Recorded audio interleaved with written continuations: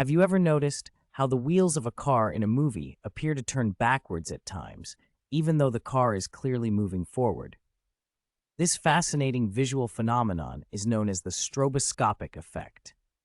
Let's delve into the science behind the stroboscopic effect and how it influences our perception of motion. When a movie is shown in theaters, it's actually a rapid succession of still images, typically at a rate of 24 frames per second. Now, imagine the wheels of the car in the movie turning at a certain speed. If the frequency of their rotation conflicts with the 24 frames per second being projected, a peculiar illusion occurs. When the frequency of the wheel's rotation is less than the 24 frames per second, they appear to move backwards. This happens because our brain interprets the conflicting frequencies as a reversed motion. As the car's speed increases, the frequency of the wheel's rotation also increases.